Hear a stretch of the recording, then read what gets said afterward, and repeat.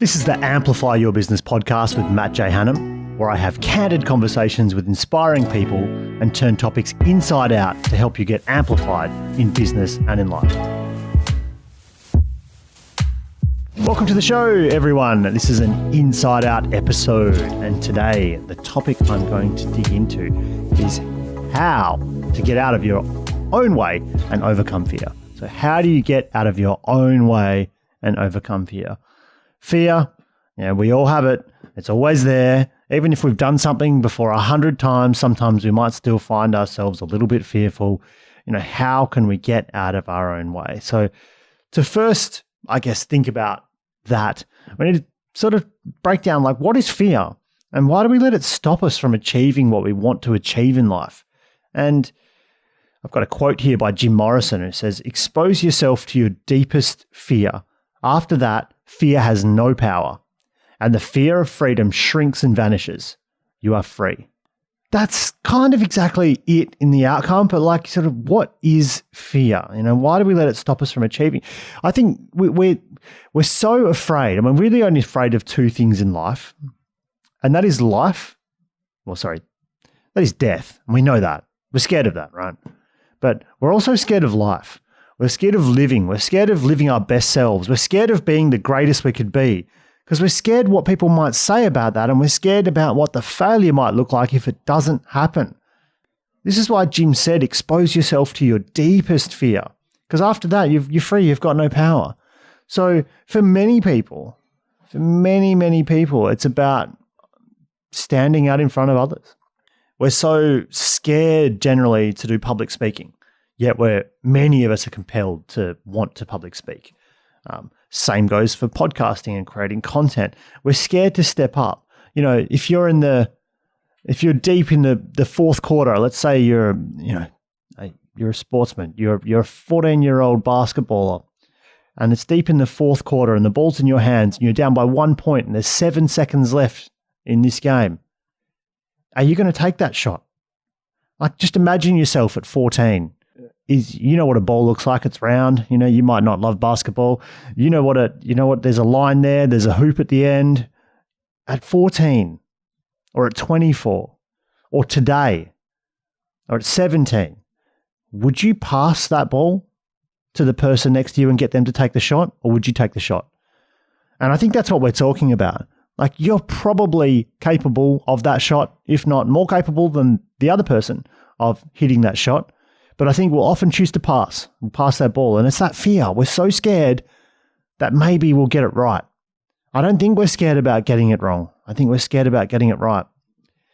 So exposing yourself to the deepest fears is one of the greatest things that you can do. And this is what we sort of know this in therapy. You've seen people that to overcome a fear of heights, they'll find a way to jump out of planes. I'm not saying it's necessarily easy for them, but they'll get it done. But so many of our fears are really just worrying about what people will say about us. We have a couple of, obviously, those core fears of heights, and we have some irrational fears that sometimes our brains can cultivate. A fear of random things from time to time, but really we want to sit within the community and we want to look just like everyone else does. But underneath that wanting to look and fit into your community, we all want to be different. We want to have the community, but we also want to be kind of a leader of that community. We want to have this community, but we want to stand out. We want to wear different clothing. We want to wear the same clothing, but we want to stand out and be the thought leader, the changer in the clothing. So, it's all of that is sort of easier said than done. And I think, I'm sure right now, if you're listening to my podcast right now, you are that person. You're thinking to yourself, yeah, absolutely. Sure, there's some things that I do that I stand out from others, but there's more. There is more authenticity inside. There is more that I could show and could do and could own my position and be me without having these extra layers of fear and things that you might hold back from. What if someone was to say something about you standing out? So look, easier said than done. Where do you start? So the common excuses that we all sort of present not believing in yourself. And like I say, self-belief is a bit of a funny one, because I find that at times I always believe in myself, but at times you can still doubt. But you can't sort of sell yourself in any respect. And I don't mean sell yourself purely in sell a product or sell a service. You can't, sell to other people that you'd be a great partner in life if you don't believe in it yourself. So you have to get into the core of like, why is it that you don't believe you're capable? If it's something that you truly don't have the refined skill or otherwise, well, you can start to work on that and you can start to build some more confidence. But otherwise, what's the belief? What is the fear that's holding you back from doing something? Oh, it's not the perfect time. Things aren't perfectly lining up, etc., etc. I've heard this all the time. It's not a great time to start my business because. It's not a great time to start going to the gym because. And look, believe me, I have used all these excuses, but they are bullshit. Absolute bullshit. We just craft these things to stop us from taking the action that's different from the person next to us. I've done this too, like busy day, tired, all your friends and family are heading off over to a restaurant for dinner. You said to yourself you'd get this workout in. Are you going to be different and force this workout to happen and then get to dinner and just miss a bit of dinner and say, yeah, no worries, and stand out? Or do you just conform? And I can tell you, most of the time, most of us will just conform to what's happening. No one's out there to hurt you. They've just invited you to dinner. But you had said to yourself that you were going to go and achieve and do something. And the easy choice is to just conform along with what everyone's doing. But then in the process, you're letting yourself down. Again, we're scared of succeeding over and above because what would those people say? You need to break through the lack of experience, the lack of knowledge, the lack of whatever you think you might have. Do that work and then just stop caring about what other people think. That table, your family at the restaurant, you get to the restaurant 20 minutes late. You're in the restaurant, you've ordered something, you order the healthier option now because you just actually went to the gym. You order the healthier option, everyone's there having a great time. Do those people care? Yes, they care about you. Actually, they're probably happy they did it. In fact, you're probably challenging them a little bit because they probably themselves thought, gee, I should have gone to the gym. Why do we care about what they're going to think in the moment? They're often, and this is family, this is friends, this is other people, then they won't do it to a great level, but they'll often cut you back a little bit to start off with. Oh, what'd you do that for? Or, why? Oh, you did it. Oh, you could have done it this way. Or why did you, you didn't eat properly. Oh, you don't need to. Training at 6 p.m. is not a great time to train. They're not talking to you. They're talking to themselves. They're talking themselves out of it because in their own mind, they need that excuse as to why they didn't do it too. I hope you can get that right because they're not talking to you. So, because they're not talking to you, you do not need to listen. You need to stop listening because actually they love you. They're your friend. They're your family. It's your mum. It's your dad. They love you. They want the best for you. They want you to start that business. They want you to spend time on that. They want your partner wants you to spend time on building a business and a future for them, even though they'd much rather you come to dinner on time. So you need to let go of what they're saying to you because they're not really saying it to you. If you find your purpose, and you figure out a way to expose yourself to the fear and remove its power, not its purpose. If you remove the power of the fear, then you will overcome these small things easily. You'll build momentum and then you'll keep moving towards your goal. But without that purpose, without that passion, without that vision, without that thing you're trying to achieve, you will not break through these little things. You will not break through these little habits that you need. You will not break through this turning up to the gym session when everyone else is going to the restaurant. So the answer is to start doing, creating, and getting comfortable with uncomfortable. It's kind of like exposure therapy. And I've talked about the gym over and over again, but it's the same thing with content. Like just put a post up. The thing that we get so confused about is when we put up a social media post is that, especially if it's like a little video, is we just don't really know who's consumed it. It might be nice that the 17 people have given you a like, or the 472 people have given you a like and a love heart, or the thousands of people have viewed your video. But we just don't, you might see that one of your good friends or family likes every one of your posts. And then maybe they don't like one and you're like, what's that all about? Well, they have a life just like you. It's busy. I don't know about you, but when I go onto Facebook every morning, not always every morning at the start, but just when often during the day, I'll pretty much be on Facebook at least once a day, and I'll go in and there'll be like 3 or 4 people and it's their birthday today. Sometimes it was their birthday 2 days ago and I'm like, ooh, really should have said happy birthday to them. It's a shame that's 2 days ago, but I was a bit busy and I didn't check, and it's like a couple I might squeeze through a sorry, belated birthday. I'm sure you've done it. But, the thing is, people have their own stuff going on. So don't worry too much. You just need to focus on you and start doing and creating and getting comfortable. We all have things that I kind of let that person a little bit down here or there, and ourselves. Don't worry about it. Just focus on you. Focus on what you're doing. That's how you overcome the fear. If you overcome the fear, set audacious targets. And I mean that, like your vision, your goal, your plans. If you set big targets and tell yourself, this is what I'm going to do, this is what I want to achieve, and this is why, you'll start to create the right habits.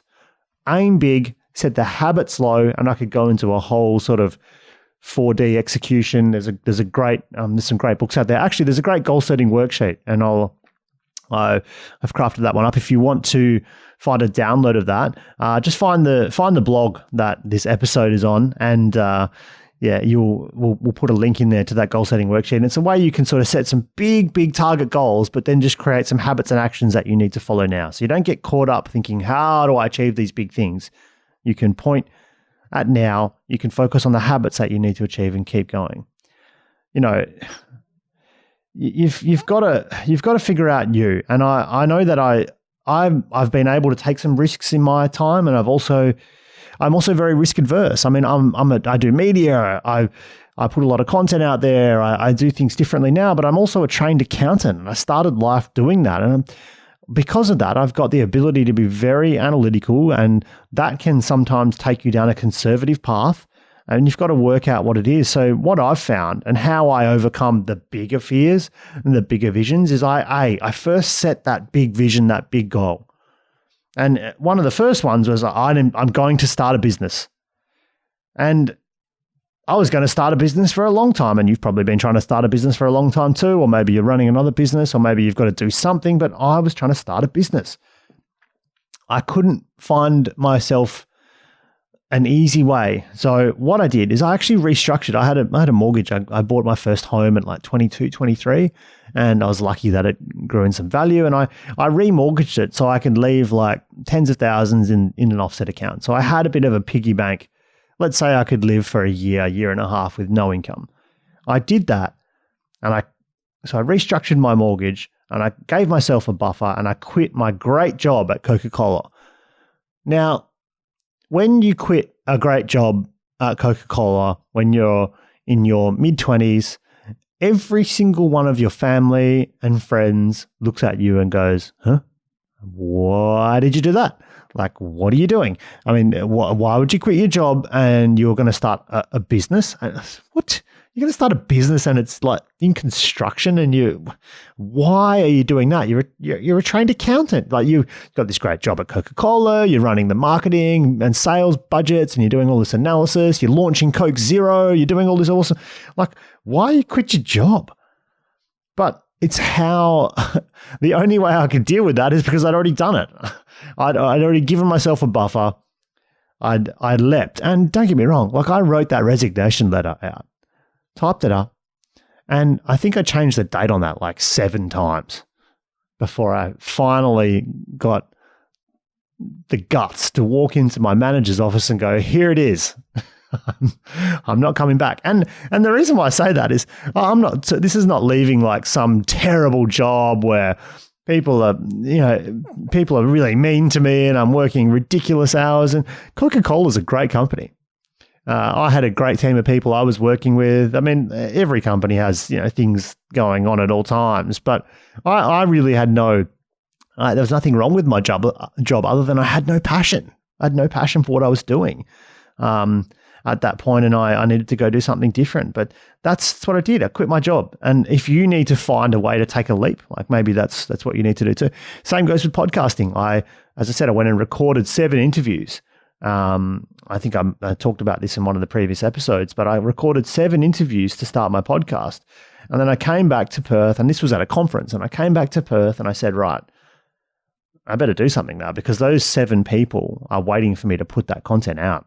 I need to move. I need to create my podcast and make this real. So I've always found a way to sort of force action, force some accountability out. And hopefully, look, I think as Tony Robbins likes to say, I always needed to burn the boats. I needed to sort of create a dramatic leap and force myself to take some pretty massive action quickly. So I guess ask yourself, like, do you really want it? Like, what is this thing that you're scared of? And are you just using it as an excuse, or do you have a series of excuses that you have there? How bad do you actually really want this? And at some point you'll need to take some form of leap, and you're never going to be ready for this leap.